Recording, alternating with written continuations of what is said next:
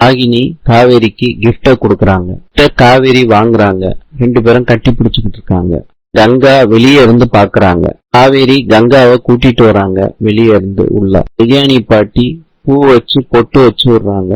காவேரியோட அம்மா தாலிய மாட்டி விடுறாங்க. எல்லாரும் பூ போட்டு வாழ்த்துறாங்க. கங்கா வாங்கிட்டு வந்த மோதிரத்தை காவேரிக்கு போட்டு விடுறாங்க. தாத்தா கிட்ட ஆசீர்வாதம் வாங்கிக்கிறாங்க. அவங்க அம்மா கிட்டயும் ஆசீர்வாதம் வாங்கிக்கிறாங்க. காவேரியும் விஜயும் கங்கா கிளம்பிட்டாங்க. எல்லாரும் இருக்க சொல்றாங்க. கடையில வேலை இருக்குன்னு சொல்லிட்டு போறாங்க.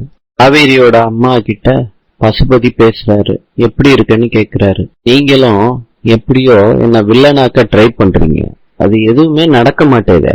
பொண்ணு வாழ்ற வீட்டுல என் பொண்ணும் வாழ போறா, இதுதான் விதி. என்னன்னு பார்க்க தானே போறேன்.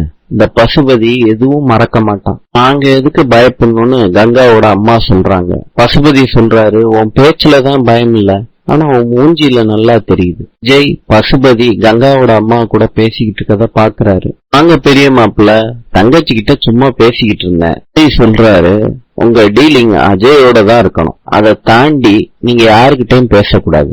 யாருன்னு எனக்கு தெரியும். இதெல்லாம் தெரிஞ்சு நான் ஒத்துக்கிட்டதுக்கு காரணம் விஜய்க்கு உங்க பொண்ண பிடிச்சிருக்கதான். இதெல்லாம் இருக்காங்களேன்னு நான் பாக்குறேன். நீ லோக்கல் தான், நான் தர லோக்கல். காவேரிய நான் அள வச்சிருவேன்னு சொல்ற, அவளை அள வைக்கிறதுக்கு நீ யாரியா?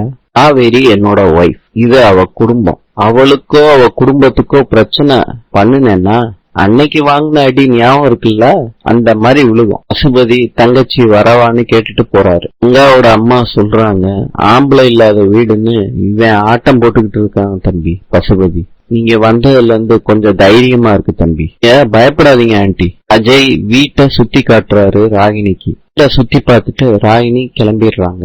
குமார் கிட்ட நவீன் சொல்றாரு, நான் கடைக்கு போனேன், நீங்க கடையில இல்லையேன்னு. குமார் சொல்றாரு, ஃபங்க்ஷன்டா, அதனாலதான் வெளியே போயிட்டு வந்தேன் அப்படின்னு சொல்றாரு. என்னென்ன ஃபங்க்ஷனு?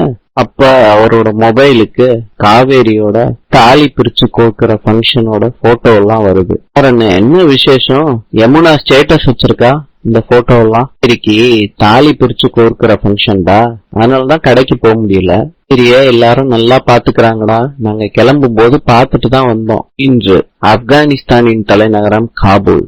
நாளை சந்திக்கலாம்.